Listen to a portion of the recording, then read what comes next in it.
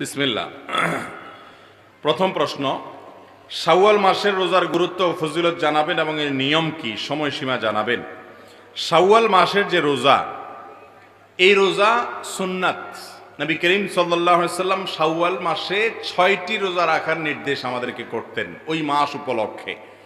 তিনি বলেছেন, মান সামা রমাদান, যে ব্যক্তি রমজান মাসে রোজা রাখবে সবগুলো, সুম্মা আতবাউহু সিত্তাম মিন শাওয়াল, এরপর রমজান মাসের রোজাগুলো রাখার পর শাওয়াল মাসে যে ব্যক্তি 6টা রোজা রাখবে, কানা কা সিয়ামিদ দাহার, আল্লাহ তাআলা তাকে সওয়াব দিবেন সারা বছর রোজা রাখার সওয়াব।